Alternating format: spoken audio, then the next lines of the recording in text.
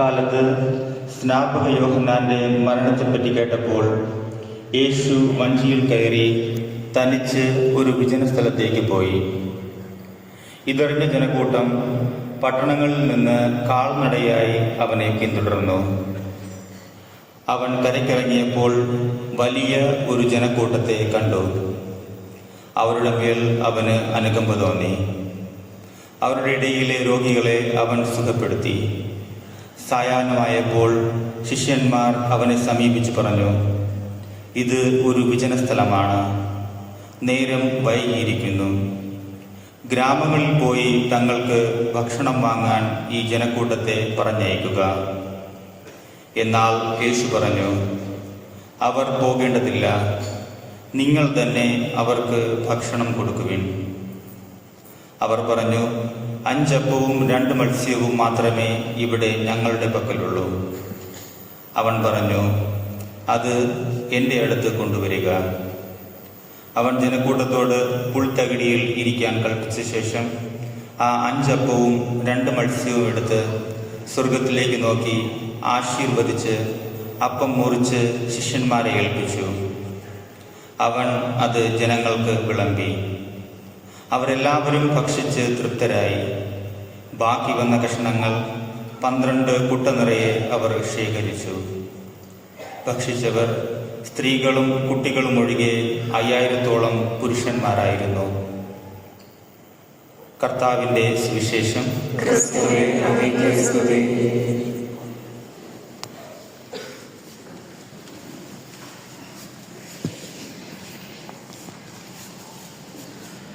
അവിടുന്ന് കൈ തുറന്നു കൊടുക്കുന്നു, എല്ലാവരും സംതൃപ്തനാകുന്നു.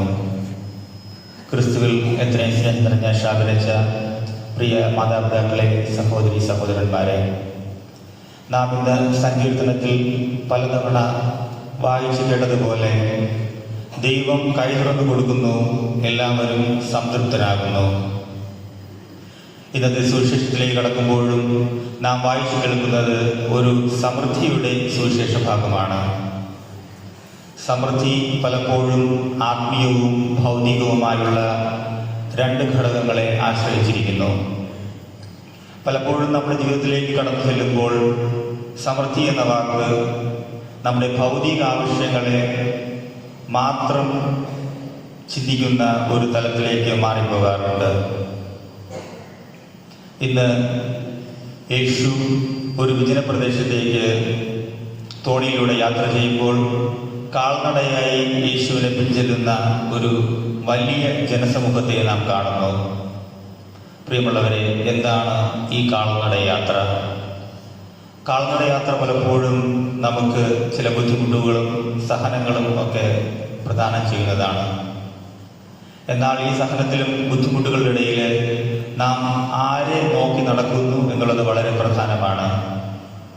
പലപ്പോഴും നാം ഒരാവശ്യമില്ലാതെ വ്യർത്ഥ ആവശ്യങ്ങൾക്ക് വേണ്ടി നമ്മുടെ സഹനവും ബുദ്ധിമുട്ടുകളൊക്കെ നമ്മുടെ ജീവിതങ്ങളിലേക്ക് ഏറ്റുവാങ്ങാറുണ്ട്. പലപ്പോഴും നമ്മുടെ ലക്ഷ്യം അത് വ്യർത്ഥമാണ്. എപ്പോഴാണോ നാം ക്രിസ്തുവിനെ നോക്കി നടക്കുന്നത്, എപ്പോഴാണോ നാം ക്രിസ്തുവിനെ പ്രതി സഹനങ്ങളും ബുദ്ധിമുട്ടുകളും ഏറ്റെടുക്കുന്നത്, അത് ഒരു സമൃദ്ധിയിലേക്ക് നമ്മെ കൊണ്ടെത്തിക്കും. സുവിശേഷത്തിന്റെ കാതലായ ഭാഗവും അത് തന്നെയാണ്. അവർ പട്ടണങ്ങളിൽ നിന്ന് വിജനമായ പ്രദേശത്തിലേക്ക് നടന്നു നീങ്ങി. എന്താണ് ഈ വിജനത? പട്ടണത്തെപ്പറ്റി ചിന്തിക്കുമ്പോൾ നമുക്ക് നമ്മുടെ തിരുവനന്തപുരം സിറ്റിയും ആ മേഖലയിലേക്ക് ഓർമ്മ വരാറുണ്ട്. പട്ടണത്തിൽ ഏതെങ്കിലും ഒരു ഭാഗത്ത് പോയി ശാന്തമായി സ്വസ്ഥമായി ഇരിക്കുവാൻ ശ്രമിച്ചാൽ നമുക്ക് അത് സാധ്യമല്ല. വാഹനങ്ങളുടെ ബഹളവും വിവിധങ്ങളായ കച്ചവടങ്ങൾ നടത്തുന്ന ആൾക്കാരുടെ ബഹളവും ഒക്കെ ആയിരിക്കും നമുക്ക് ചുറ്റും. വിജനത എപ്പോഴും ശാന്തത പറഞ്ഞു തരുന്ന ഒരു പ്രദേശമാണ്. ക്രിസ്തു നടന്നുപോയതും ഈ വിജനമായ പ്രദേശത്താണ്. ഒന്ന് ചിന്തിച്ചാൽ സ്ത്രീകളും കുട്ടികളും ഒഴികെ 5000-ലധികം വരുന്ന പുരുഷാരത്തെ ക്രിസ്തു പറഞ്ഞ കാര്യങ്ങൾ കേൾക്കാൻ മാത്രയിൽ ഒരു ശാന്തതമായ ഒരു ചുറ്റുപാട് അവിടെ ഉണ്ടായിരുന്നു. പ്രിയമുള്ളവരെ, പലപ്പോഴും നമ്മുടെ ജീവിതങ്ങളിലേക്ക് നാം തിരിഞ്ഞു നോക്കുമ്പോൾ ഈ ശാന്തത നഷ്ടപ്പെട്ട ഒരു ജീവിതം നമുക്കുള്ളിലുണ്ടാകും. നാളെ ഞാൻ എന്ത് കഴിക്കും, നാളെ ഞാൻ എന്ത് പാനം ചെയ്യും, നാളത്തെ ലോണുകളൊക്കെ നമ്മൾ എങ്ങനെ അടയ്ക്കും, നാളത്തെ പലിശ നാം എവിടെ നിന്ന് സംഘടിപ്പിക്കും, വിവിധങ്ങളായ പ്രശ്നങ്ങൾ. എൻ്റെ മകൻ്റെ ഭാവി എന്തായിരിക്കും, അല്ലെങ്കിൽ എന്തുകൊണ്ടാണ് എൻ്റെ ജീവിതത്തിൽ ഇത്രയധികം പ്രശ്നങ്ങളുള്ളത്, മഴ പെയ്യുകയാണെങ്കിൽ നാളെ എനിക്ക് എന്ത് ചെയ്യാൻ സാധിക്കും, മത്സ്യബന്ധനത്തിന് പോകാൻ സാധിക്കുമോ? അങ്ങനെ ഒത്തിരി പ്രശ്നങ്ങളാൽ പ്രക്ഷുബ്ധമായ ജീവിതമാണ് നമ്മുടെ ഓരോരുത്തരുടെയും. ഇവിടെയെല്ലാം ക്രിസ്തുവിനോടൊപ്പം, ക്രിസ്തു എന്ന ലക്ഷ്യത്തെ നോക്കിക്കൊണ്ട് ക്രിസ്തുവിനോടൊപ്പം നടന്ന് വിജനതയിലേക്ക്, ശാന്തതയിലേക്ക് നമുക്ക് പോകാൻ സാധിക്കുമ്പോൾ അവിടെ ക്രിസ്തു സമൃദ്ധിയുടെ ഒരു ജീവിതം നമുക്ക് പ്രദാനം ചെയ്യും. പലപ്പോഴും നാം സമൃദ്ധിയെപ്പറ്റി ചിന്തിക്കുമ്പോൾ ഭൗതികതയിലേക്ക് മാത്രം ഒതുങ്ങി പോകുമ്പോൾ ആത്മീയതയുടെ സമൃദ്ധി നമുക്ക് നഷ്ടമാകാറുണ്ട്. നാം എല്ലാവരും ഒരു രീതിയിൽ നോക്കുമ്പോൾ ക്രിസ്തുവിൻ്റെ വിരുന്നിലേക്ക് ക്ഷണം ലഭിച്ചവർ തന്നെയാണ്. ഈ ക്ഷണം ദൈവസ്നേഹത്തെ അഥവാ ദൈവവചനത്തെ പൂർണ്ണമായി നമ്മിലേക്ക് സ്വാംശീകരിക്കുവാനായി ഉള്ളതാണ്. ഇവിടെയാണ് ആത്മീയമായ തലം നമ്മുടെ ജീവിതത്തെ പരിപോഷിപ്പിക്കപ്പെടേണ്ടതായിട്ട് നാം മനസ്സിലാക്കേണ്ടത്. ക്രിസ്തുവിൻ്റെ വചനം അത് ദൈവം പ്രദാനം ചെയ്യുന്ന സമൃദ്ധിയാണ്, അത് ദൈവസ്നേഹമാണ്. ദൈവം നമ്മെ പൂർണ്ണമായി സ്നേഹിക്കുന്നു എന്ന ഉറപ്പ് നമ്മുടെ കുറവുകളെ നിറവുകളാക്കി പരിണമിപ്പിക്കുന്നു, പ്രതിസന്ധികളെ തരണം ചെയ്യാൻ നമ്മെ സഹായിക്കുന്നു. എല്ലാ പ്രശ്നങ്ങളിലും ദൈവം നമ്മുടെ മുമ്പിലുണ്ട്, ദൈവസ്നേഹം നമ്മളെ കരുതുന്നു എന്ന ചിന്തയിലേക്ക് നമുക്ക് കടന്നു വരാം. ക്രിസ്ത്യാനിയെ നാം മറ്റുള്ളവരുടെ ജീവിതങ്ങളിലേക്ക് കടന്നു ചെല്ലേണ്ടവരാണ്. ഒന്ന് ഇരുന്ന് ചിന്തിച്ചാൽ ഈ വിജനതയും ഈ ബുദ്ധിമുട്ടുകളുമൊക്കെ നമ്മൾ മാത്രം ഒതുങ്ങി നിൽക്കുന്ന ഒന്നല്ല.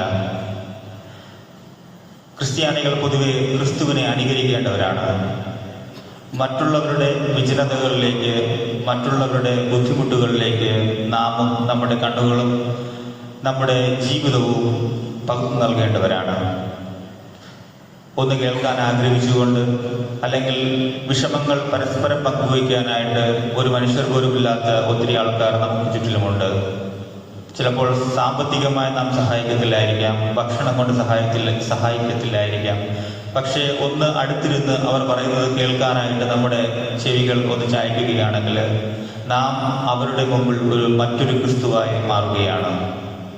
നമുക്ക് മറ്റുള്ളവരുടെ വിജനതകളിലേക്ക് കടന്നു ചെല്ലാം. അവിടെ ചിലപ്പോൾ നാം അവർക്ക് മറ്റൊരു ക്രിസ്തുവായി മാറിയെന്നിരിക്കാം. പ്രിയമുള്ളവരെ, ഈ ദിവ്യബലിയിൽ പ്രാർത്ഥിക്കുമ്പോൾ നാം ഈ ശ്രവിച്ച 3 കാര്യങ്ങളെ ഒന്ന് നമ്മുടെ ജീവിതത്തിലേക്ക് കൊണ്ടുവരാം. ഒന്നാമതായി, വിജനതകളിലേക്ക് ക്രിസ്തുവിനോടൊപ്പം, അവനെ കേൾക്കാൻ, അവനോടൊപ്പം ആയിരിക്കാനായി നമുക്ക് സമയം കണ്ടെത്താം. സമാധാന അന്തരീക്ഷത്തിൽ നമുക്ക് ദൈവത്തിൻ്റെ സ്നേഹവചനം അതിൻ്റെ സമൃദ്ധിയിൽ കേൾക്കാനായി ശ്രമിക്കാം.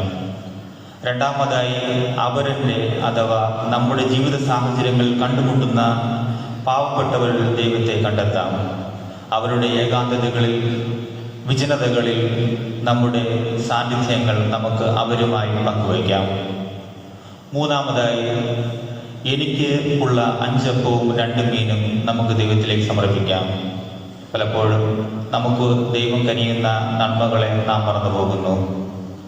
നാം നമ്മുടെ ഇല്ലായ്മയെ ദൈവത്തിന് മുമ്പിലേക്ക് സമർപ്പിക്കുമ്പോൾ ദൈവം അതൊരു വലിയ സമൃദ്ധിയായി തിരിച്ച് നമ്മളുടെ ജീവിതങ്ങളിലേക്ക് തരുന്നു.